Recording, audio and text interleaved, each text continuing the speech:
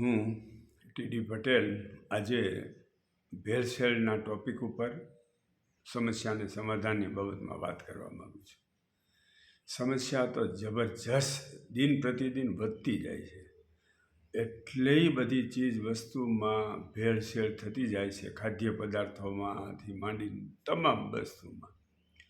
અને સરકાર જોયા કરે છે, એને કોણ જાણે કેમ કાંઈ કડક કાયદા બનાવીને કાર્યવાહી કરવાનું નહીં સૂચતું હોય. તમે જુઓ તો હળદર, ધાણા, જીરુંથી માંડીને તમામ વસ્તુમાં ભેળસેળ, ખાદ્ય પદાર્થો, મીઠાઈ હોય, માવા, દૂધ, તમામ વસ્તુમાં. હવે એના કારણે એટલા બધા રોગ વધતા જાય છે અને હેલ્થ લોકોની એટલી ખરાબ થતી જાય છે. નાના બાળકો માટેના જે પેકેટ મળે છે ખાવા માટેના, એની અંદર ભયંકર કલરો અંદર નાખે છે અને આખા ટ્રકો ભરીને એ વસ્તુ બનીને સપ્લાય થાય છે. તો શું કોઈને નથી દેખાતું? ફૂડ એન્ડ ડ્રગવાળાને નથી દેખાતું કે બીજા કોઈને નથી દેખાતું? એને પોતાના બાળકો નથી, એના બાળકોએ ખાઈને બીમાર પડવાના છે. આ કાંઈ સમસ્યા છે એટલે કોઈ પ્રજાની છે અને એ લોકોને અમૃત ખાવા મળે છે, કોઈ સરકારના લોકોને કે જવાબદાર વ્યક્તિઓને? એવું તો છે નહીં. એ ભેળસેળિયું બધું ખાય છે, એ માંદા પડે છે ને એને તકલીફ ઊભી થાય છે ને એના બાળકો દુઃખી થાય. તો દિન પ્રતિદિન રોગગ્રસ્તમાંથી બહાર લાવવા હોય તો એકદમ કડક કાયદા સરકારે બનાવવો પડશે અને કાયદો બનાવ્યા પછી એનો કડક અમલીકરણ કરવો પડશે.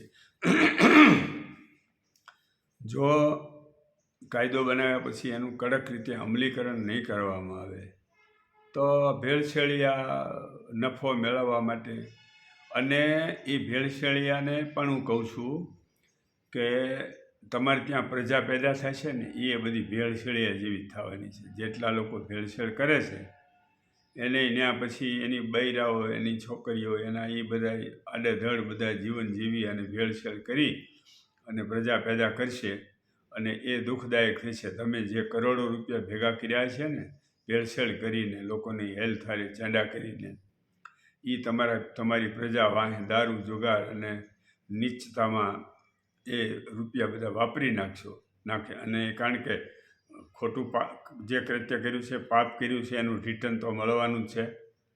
કોઈ વ્યક્તિને કોઈ છૂટી ન શકે. જે કાંઈ પાપ કરે એને કોઈ ગમે તે મંદિરે જાય, આરતી ઉતારે, ત્યાં ગમે તે કરે, કોઈની તાકાત નથી. ભગવાન એને ન બચાવી શકે આ ભેળસેળિયાઓને. અને એટલે એ લોકો હવે ચેતી જાય. એ પોતે ઈચ્છતા હોય કે એનું જીવન અત્યારે માનો કે ખૂબ કમાણી કરે અને જીવન સુખમય એનું પસાર થતું હોય એવું લાગતું હોય, કારણ કે આગલા જન્મના કાંઈ જે કાંઈ પોઝિટિવ કર્મોનો જથ્થો પડ્યો હોય એ ભોગવતા હોય.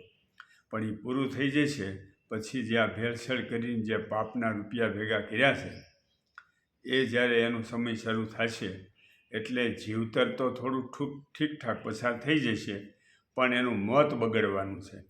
અને એ અંતિમ સમયે ભેળસેળિયા સડીને મરી જવાના, સડીને.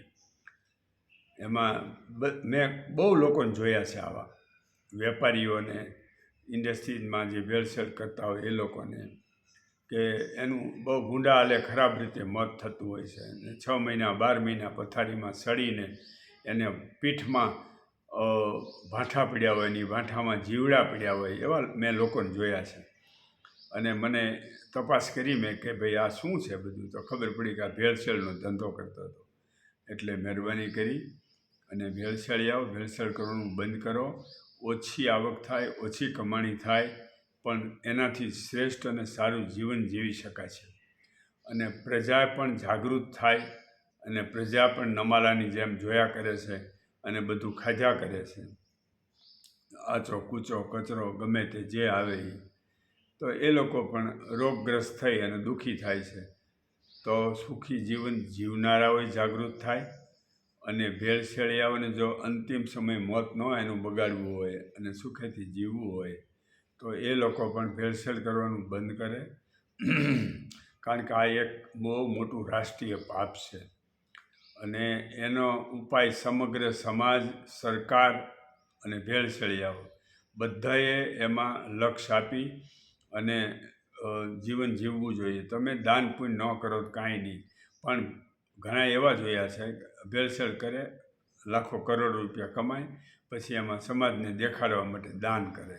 અરે ભાઈ, એ દાનનું કાંઈ ન આવે, પાંચવી ન આવે. દાન એ દાન નથી, એ એક પ્રકારનું રાષ્ટ્રીય પાપ છે.